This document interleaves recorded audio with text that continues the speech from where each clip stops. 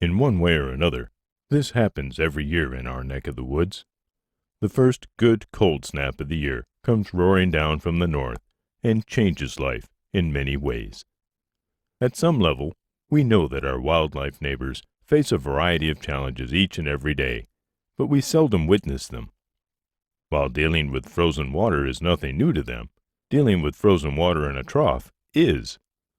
Newer yet is our ability to capture the moment. Now we have the opportunity to see how each of them deals with this new challenge. All of them seem a bit puzzled by the sudden change. You can almost hear them thinking, "Wait, I just got a drink here yesterday. What happened?" And all of them seem to rely on old habits that worked before there were troughs. Maybe if I turn my head this way. Only the gemsboks seem out of sync with the situation. Digging at the edge always used to work back in the day, but they don't seem to understand that it doesn't work with the trough in the way. Sometimes we can see ourselves as we try to come to terms with the new challenges in our lives.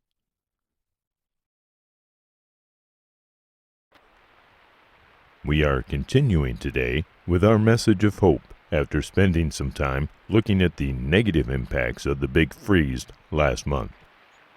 With many of our critters, it is hard to get a clear picture of which and how many survived because they don't like to stand around in large groups so we can take a good look. Some others are less shy, at least when they don't know that we are watching. It's not like they are standing still either, so it is still difficult to tell how many there are. Still, it is easy to see that some of them are still present in abundance and apparently healthy. We know that it was hard, and we know that many lost their lives. But we know that many others survived, and life will go on. Where you can find a message of hope and triumph out of the depths of adversity.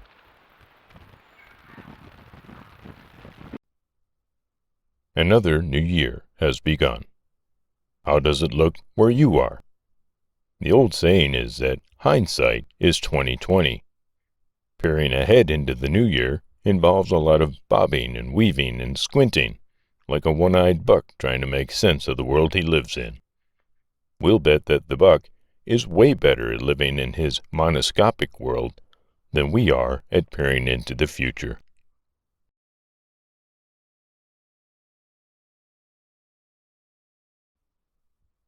No, this isn't a throwback to last February when it seemed like the whole world was frozen. This is a follow-up to our post from yesterday regarding the difficulties of peering ahead into the future. We enjoyed record-high temperatures around Christmas. Around that same time, the National Weather Service issued a long-range forecast that said that our region would likely see temperatures much above average during the month of January.